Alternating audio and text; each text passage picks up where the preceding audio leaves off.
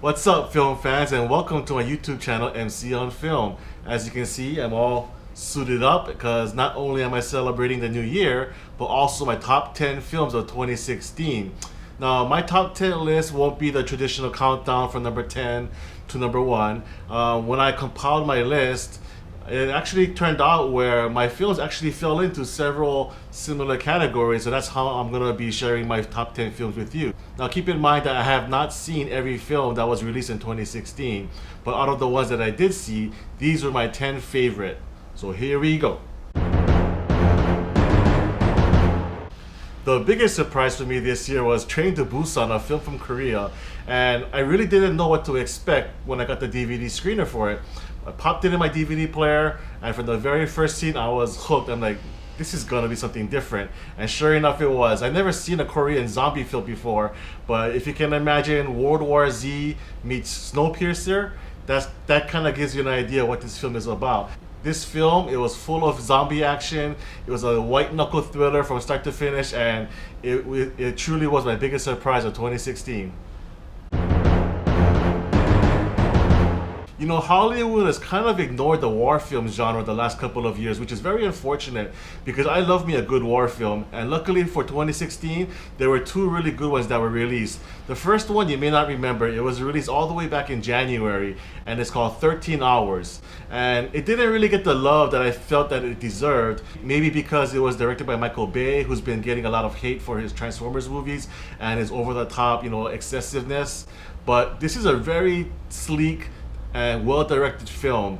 This is Michael Bay at his best. This is Michael Bay from The Rock, Michael Bay from Bad Boys. He's getting rid of all that robot nonsense and really concentrating on the characters and the action. 13 Hours was a really impressive war film, and it really should be getting more attention. But my favorite war film of 2016 is Hacksaw Ridge. Hacksaw Ridge is directed by Mel Gibson, who's been, kind of on the down low in Hollywood for a while because we know why. And I'm very glad to see him come back with this film. It's a very powerful film with some superb action sequences. The directing is phenomenal. Andrew Garfield, who really wasn't a fan of previously, just nails it in this performance. This is a true story. I mean, these things actually happened, and I left the theater thinking, man, this guy's an amazing hero. And if a film like this can make you leave the theater with that kind of respect and awe for this true life story, that's truly amazing.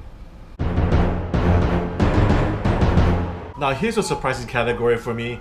Best animated film. I've said it over and over again, I'm not the biggest fan of animated films, but surprisingly, two animated films made my top 10 list this year, if you can believe that. The runner-up is Kubo and the Two Strings. Again, I didn't really expect much going into the theater, but the animation just blew me away. It utilizes that stop motion technique of animation that you don't really see too much of anymore. And the story was just so captivating. The characters memorable. I mean, the voice acting by Charlize Theron was amazing. This is a very good family film with a little bit of darkness to, kind of appease the adults, with a really good storyline. So Kubo and the Two Strings, my runner-up for Best Animated Film of the Year. And for my favorite animated film of the year, gotta go with Moana. This movie was just amazing from start to finish. First of all, the animation, pristine, beautiful, gorgeous to watch. The characters were very engaging. The music, the songs, so catchy. This is the kind of movie that's perfect for the entire family. It'll make you tap your toes when you're watching the film. It'll make you buy the soundtrack after you leave the theater. And Moana was a great achievement for Disney, and definitely one of my favorite films of 2016. Of course, we gotta talk about comic book films. I love them, you love them, we all love them, right? So the runner-up for Best Comic Book Film in 2016 is Deadpool. Deadpool was such a big surprise. Who knew that this film would be so successful? You have a character who's fairly unknown to most of the general public, and the fact that they were able to make his character in the film so true to his roots in the comic books, and not only that, but make it a rated R movie with violence and blood and profanity and whatnot. It just made it for a very fun time at the movies. I just watched it again the other night. It still holds up. It's one of my favorite films of the year, and Deadpool definitely belongs in my top 10. But my favorite comic book film of 2016 is Captain America: Civil War. This film just had it all. I mean, it's kind of like an Avengers 2.5 with as many characters that it had. But the story was intriguing. You really didn't know who to root for, whether you're Team Cap or Team Iron Man. And come on, that airport scene, that was freaking amazing. And of course, Spider-Man's in it too. I mean, what does this film lack? I mean, this film has everything in it. So, best comic book film of the year, Captain America: Civil War, hands down. There were a lot of films in 2016 that kind of went under the radar for whatever reason, and I wanted to recognize two of them as part of my top 10 list for the year. The first one is The Nice Guy, starring Russell Crowe and Ryan Gosling. I love me some Shane Black. If you're not familiar with who he is, he's a writer of films such as Lethal Weapon, The Last Boy Scout, Kiss Kiss Bang Bang. He just writes this amazing dialogue, and he's so adept at making these buddy cop connections. And Ryan Gosling, he delivers the best comedic performance of the year, honestly. I was amazed by what he could do with his character. If you missed it the first time when it was playing in theaters, I highly advise you go seek it out on Blu-ray. You won't be sorry.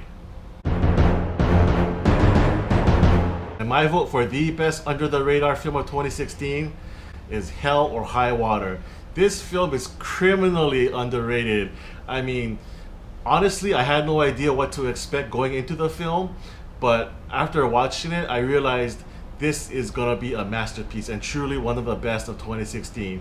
It's kind of like a modern day Western where these two brothers are robbing banks and a sheriff, a small town sheriff played by Jeff Bridges, is trying to chase them down. It sounds simple enough, but the story and the motivations are truly complex. Ben Foster, he's always playing over the top crazy, and he does it in a very refined way this time, which is very believable.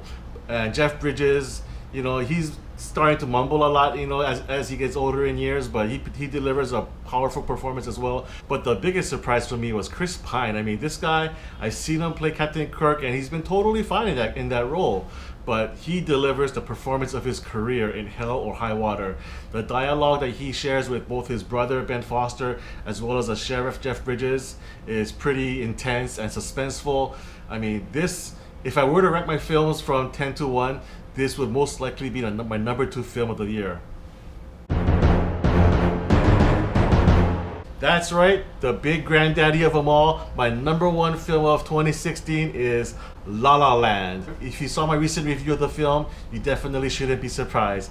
La La Land is just a magical cinematic journey. Ryan Gosling, Emma Stone, director Damien Chazelle, they just put together a unique story with phenomenal music, great characters, tremendous writing. This film is absolutely perfect. La La Land is a freaking bomb and easily my number 1 film of 2016.